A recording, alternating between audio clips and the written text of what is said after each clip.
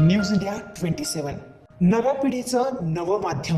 राज्यभर आयोजित करण्यात आलेल्या राज्यव्यापी शाळा बंद आंदोलनाला नाशिकमध्येही उत्स्फूर्त प्रतिसाद मिळाला।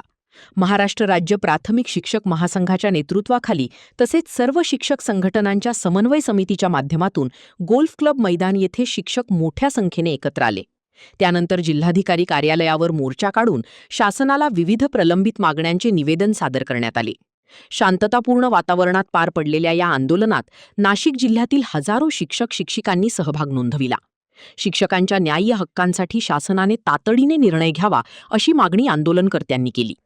यामध्ये कार्यरत शिक्षकांसाठी टीईटी अट तात्काळ रद्द करण्यात यावी, टीईटी धारक शिक्षकांवरील अन्याय दूर करून सेवाज्येष्ठतेचा न्याय द्यावा, विस्तार अधिकारी, केंद्रप्रमुख, पदवीधर शिक्षक व मुख्याध्यापक पदोन्नती प्रक्रियेत झालेला अन्याय दूर करावा, 15 मार्च 2024च्या अन्यायकारक समंजसता धोरणाची अंमलबजावणी रद्द करावी, शिक्षकांना बीएलओ, सीआयआर आणि इतर अशैक्षणिक कामांतून मुक्त करावे, पदवीधर व विषय शिक्षकांना विनाअट वरिष्ठ वेतन श्रेणी लागू करावी, आंतरजिल्हा बदली प्रक्रिया तातडीने सुरू करावी, राज्यातील सर्व कर्मचाऱ्यांना जुनी पेन्शन योजना ओपीएस लागू करावी, अशा मागण्या निवेदनाद्वारे करण्यात आल्या।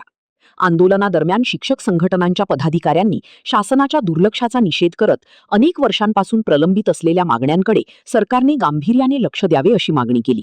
त्या ठिकाणी काम करण्याची संधी दिली आणि हे करत असताना मी नेहमी शिक्षकांच्या प्रश्न खूप त्या ठिकाणी सातत्याने मांडत होतो।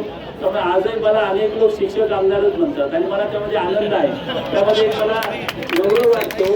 त्याच्यानं हे खरं फार दुर्दैव आहे या देशाचं की ज्या पद्धतीने आपल्या सगळ्या शिक्षण व्यवस्थेकडे पाहिलं जातं ते खरोखर म्हणजे एक दूरदृष्टी नसलेलं हे सर्व शासन आहे। खरं शिक्षण हा राज्याचा आणि देशाचा सर्वोच्च प्राधान्याचा विषय असला पाहिजे, परंतु दुर्दैवाची अनास्था आज आपण बघतोय। कितीतरी प्रश्न आहेत, मी त्या प्रश्नांकडे जाणार नाहीये, परंतु मी यासाठी सांगतोय की शासन या सगळ्या शिक्षण व्यवस्थेकडे त्यांचा बघण्याचा तो काही दृष्टिकोन आहे तो मुळात अत्यंत पूर्वग्रह दूषित आहे। मला असं वाटतं की त्यांना असं वाटतं की शिक्षण व्यवस्थेचं काहीच होत नाही। खरं तर आज आपण बघतो की पूल कोसळतायत, रस्ते खचतायत आणि हे सगळं पाहिल्यानंतर भ्रष्टाचार नसलेली एकमेव जर कुठली सरकारी नोकरीदार असेल तर ते आमचे शिक्षक बांधव आहेत। बाकी ठिकाणी काय चाललेलं आहे आपण पाहतोय आणि हे असताना देश घडवणार आहे।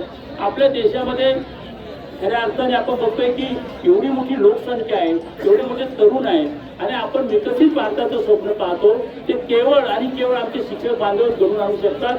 त्यासाठी देशाला हवे असणारे विद्वान तरुणी त्या ठिकाणी घडू शकतात आणि शिक्षण व्यवस्था ही सर्वोच्च प्राधान्याचा विषय असणार आहे। आता प्रश्न सर्वांनी मांडले, प्रश्न सर्वांना माहिती आहे, गेले अनेक दिवस चर्चा चालू आहे, पण ज्या पद्धतीने मी म्हणलं आता अन्य राज्यामध्ये याचा काही विचार केला जावा, काही पद्धतीने काही मार्ग काढण्यात आले। टीईटी परीक्षा ही सर्वांना अनिवार्य करणं हे खरं म्हणजे मुळातच चुकीचं होतं। नाशिक जिल्ह्यातील सर्व शिक्षक संघटनांच्या समन्वय समितीनं असं आवाहन केलं होतं की शाळा बंद आंदोलन करण्यात यावं। त्याला जवळजवळ नाशिक जिल्ह्यामध्ये 90% शाळा बंद करून असं प्रतिसाद देण्यात आलेला आहे आणि या ठिकाणी माननीय जिल्हाधिकारी यांच्याकडे एक मोर्चा घेऊन जाऊन त्यांना एक निवेदन देत आहोत। त्या निवेदनाद्वारे येत्या काळामध्ये बीएलओचं जे काम आहे की ज्यामुळे शैक्षणिक नुकसान प्रचंड प्रमाणात होतं ते बीएलओचे काम शिक्षकांना देण्यात येऊ नये या स्वरूपाचं निवेदन आपण देत आहोत। याबरोबरच टीईटी ही जी पात्रता परीक्षा आहे ही मुळात पूर्वीचे जे शिक्षक हे निवड मंडळाच्या परीक्षेतून आलेले आहेत की ज्यांना निवड मंडळाची परीक्षा ऑलरेडी ते पास झालेले आहेत अशांसाठीची विशेष सवलत देऊन किंवा ती टीईटी परीक्षा ही त्यांच्यासाठी अनिवार्य करण्यात येऊ नये या स्वरूपाचं निवेदन आपण देत आहोत। सध्याच्या शासनाने शिक्षकांच्या विरोधात आखलेले हे जे विविध धोरणं आहेत त्याचा निषेध करण्यासाठी हा मोर्चा आयोजित करण्यात आलेला आहे। परत पदोन्नतीच्या बाबत जी टीईटी ची कंपल्शन करण्यात आलेलं आहे वास्तविक ते अन्यायकारक आहे, कारण न्यायालयानेच मुळात 2 वर्ष टीईटी पास करण्यासाठी मुदत दिलेली असताना सुद्धा मुळात काही विशिष्ट न्यायालयाचे निर्णय की ज्यात जे सिनियर व्यक्ती आहेत किंवा सिनियर शिक्षक आहेत त्यांची बाजू ऐकून न घेता किंवा बाजू मांडण्याची संधी न मिळता हे निकाल लागल्यामुळे या स्वरूपात यासाठी विशेष असे निर्णय शासनाने घेणं अपेक्षित आहे आणि हे शासनाने निर्णय घ्यावे यासाठी म्हणून हे आंदोलन आयोजित करण्यात आलेलं आहे।